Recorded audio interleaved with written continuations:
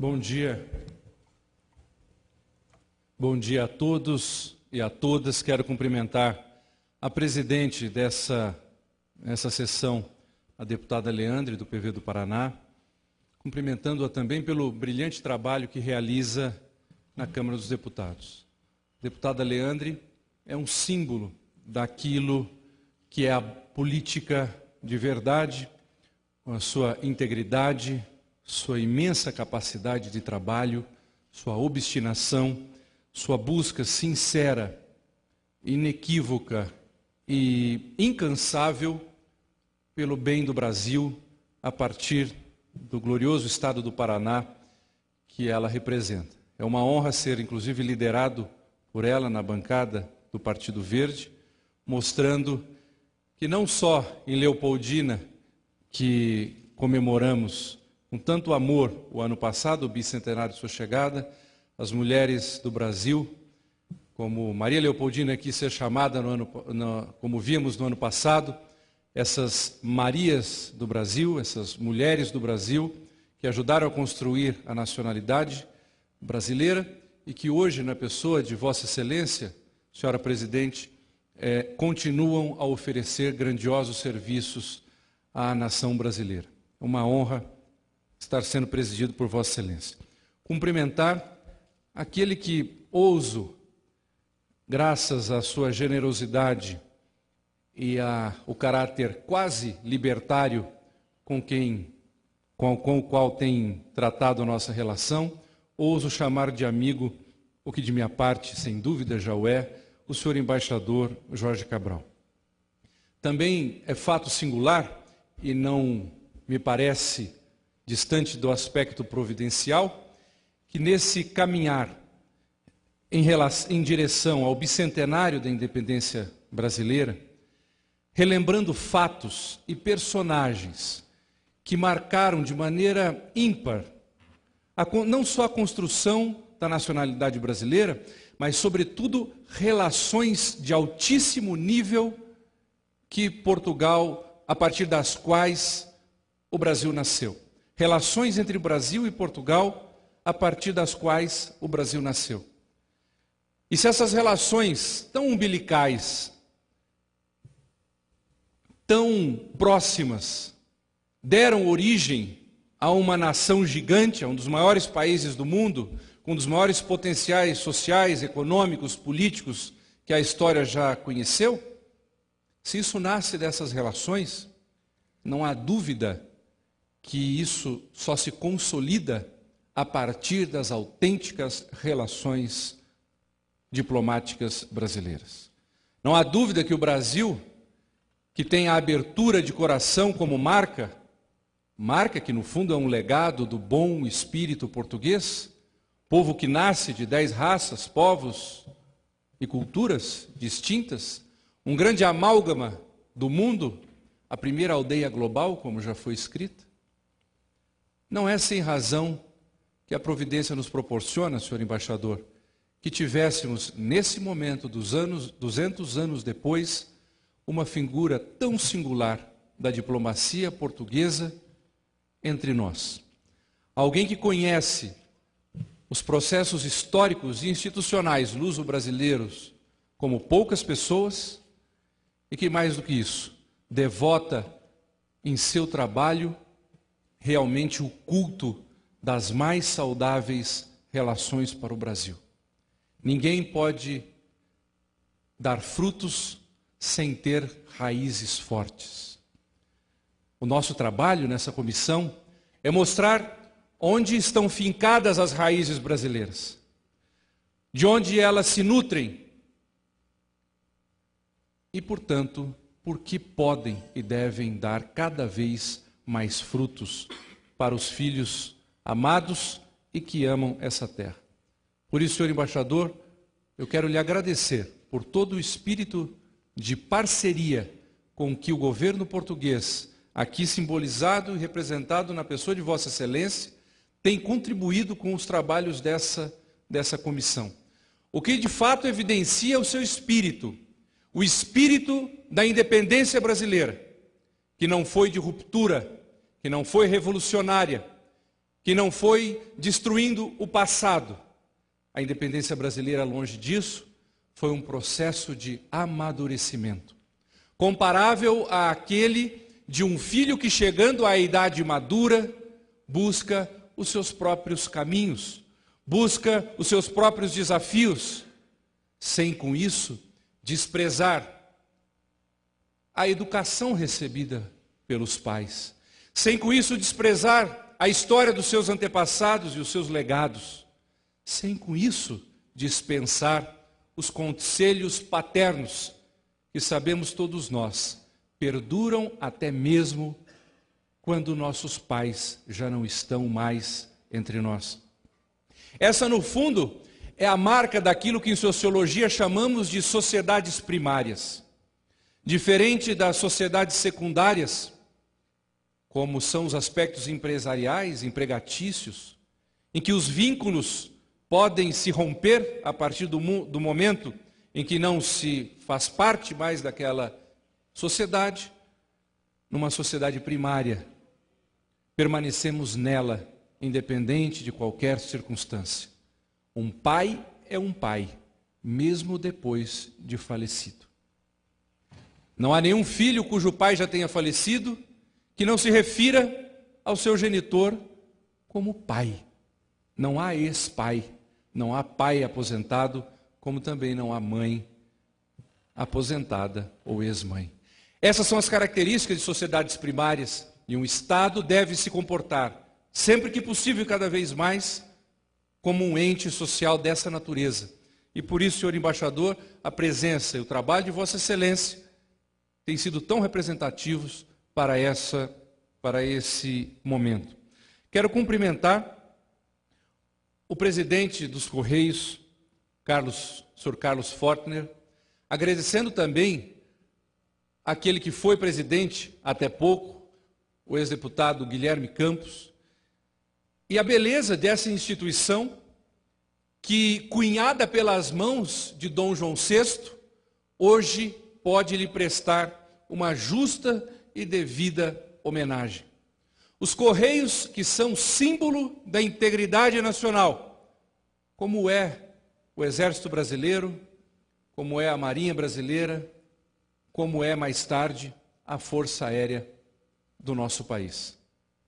Há um interessante filme chamado Postman, em que mostra que a atividade de um nascente correio nos Estados Unidos, daquela ficção totalmente sectário, reconstrói os laços de unidade nacional. Sem dúvida, esse é um dos papéis mais fundamentais que os Correios prestam à nacionalidade. Uma empresa que é mais do que uma empresa.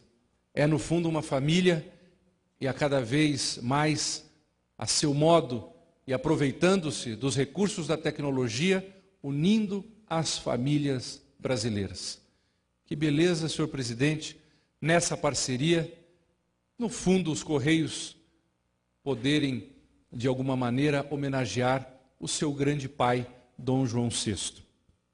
Cumprimento também o embaixador Carlos Henrique Cardim, com quem tenho tido oportunidades de aprendizado, e o seu culto pela história brasileira é, sem dúvida, um grande patrimônio dessa outra instituição, que é o Ministério das Relações Exteriores, nosso glorioso Itamaraty, que tem formado aquilo que há de melhor na diplomacia mundial. O Brasil é sempre um exemplo, uma referência entre uma das melhores diplomacias do mundo, sem dúvida também um belíssimo legado daquela que foi a diplomacia portuguesa, capaz de conseguir uma princesa austro-húngara para casar com o nosso futuro imperador, capaz de ter sido a única que, de alguma maneira, influenciou que Napoleão se sentisse enganado por um único homem, que foi Dom João VI,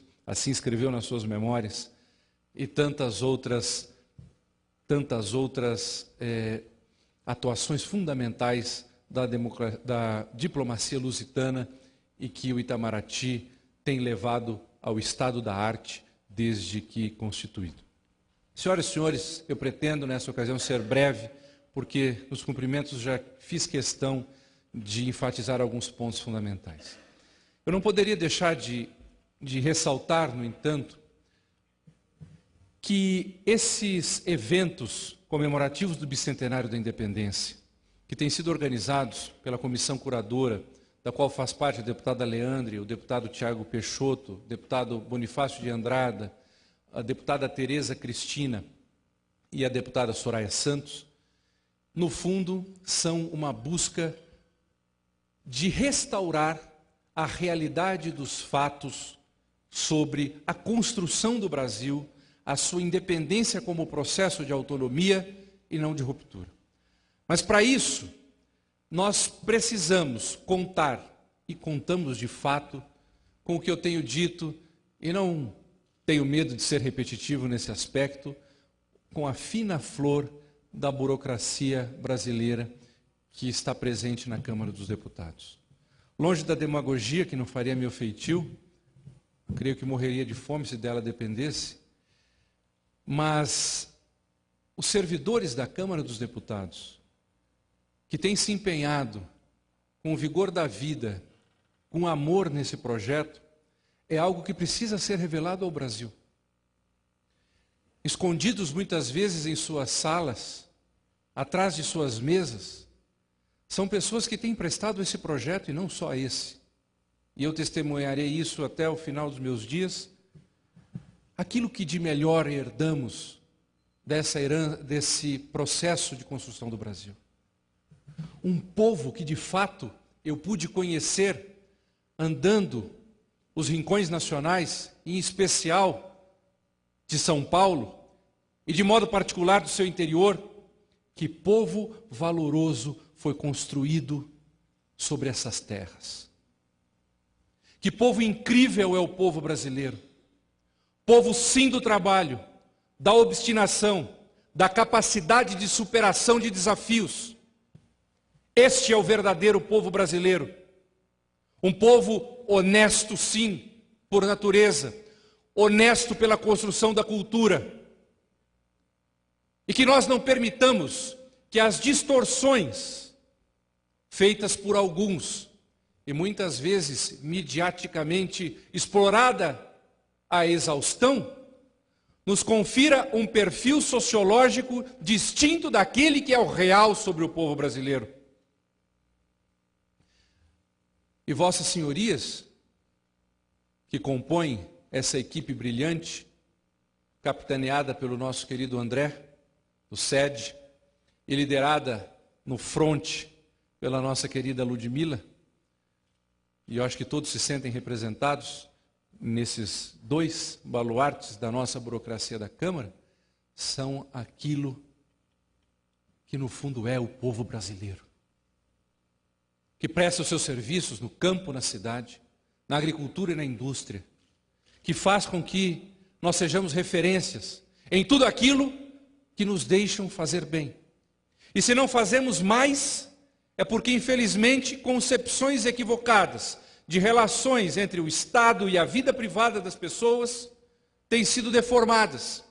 E temos vivido um panestatismo, uma presença quase absoluta do Estado em todos os aspectos da vida social brasileira, o que tem impedido, ou no mínimo dificultado, a expansão das iniciativas, da criatividade e da imensa capacidade de trabalho que os cidadãos e que as cidadãs desse país desempenham.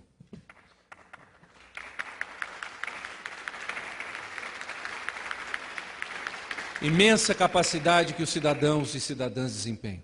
Eu quero dizer que é uma honra para mim ter trabalhado ao lado de vocês nesses 2 anos e que será uma honra servi-los onde quer que eu esteja, contribuir com diálogo, com ideias, com aquilo que os senhores e as senhoras forem fazer. Mais do que um companheiro de trabalho, já que a nossa relação nunca foi marcada por ilegítimos aspectos hierárquicos, foi uma relação de parceria, mas que para mim transborda numa relação de autêntica e verdadeira amizade. Santo Agostinho dizia: Para vós sou bispo, convosco sou irmão. E assim eu digo aos senhores, para vós, para servir aos senhores, ao povo brasileiro, sou deputado. Convosco sou um colega de trabalho. E isso ultrapassará, sem dúvida, os efêmeros limites de um mandato parlamentar, tenho certeza disso. Quero de coração agradecê-los nessa oportunidade. De modo especial, quero agradecer ao nosso querido Eli, que tão bem e tanto amor dedicou à arte, junto com a nossa querida Isabel Flecha de Lima, que mesmo carregando um sobrenome de tamanho serviço prestado ao Brasil, todos sabemos, também nos encanta com a sua humildade e com a sua docilidade.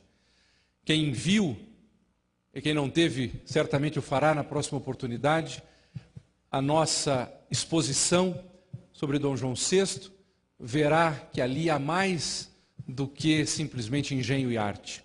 Como diria Camões, há no fundo amor por esse país, amor pelas pessoas. Prova disso, e o quanto o amor é capaz de construir, é que a exposição de Dona Leopoldina, realizada o ano passado, saibam os senhores e as senhoras, ganhou um caráter itinerante a partir do governo austríaco, que o exibirá em suas instalações diplomáticas no Brasil e provavelmente também levará a exposição para a Europa. E assim ficará uma ideia que poderá ser utilizada também em outros momentos. Eu quero de fato agradecer. Eu não poderia deixar de citar, embora sempre eu ofenda a sua modéstia, o Dr. José Teodoro Menck. Sem dúvida, o principal historiador brasileiro nos dias de hoje. À altura daqueles que marcaram pela escrita a historiografia nacional. Eu não tenho dúvida que haverá um momento em que o Dr. Teodoro, para o bem do Brasil, terá que deixar algumas atividades para se dedicar a uma profícua e, sem dúvida, fecundíssima atividade literária e historiográfica, para deixar para nós, para as próximas gerações, para os nossos filhos, o legado que hoje guarda muito para si, embora sempre nos deleite com as suas exposições, com seu carinho. Quero lhe agradecer, Dr. José Teodoro, em primeiro lugar por sua amizade. Amizade que não me faria lisonjeiro com o senhor, com vossa senhoria, mas que me determina, por dever de ofício e dever moral, reconhecer que a Câmara dos Deputados, em seu corpo de servidores, possui uma mente brilhante, além de afável, liano e comprometido com os destinos do país.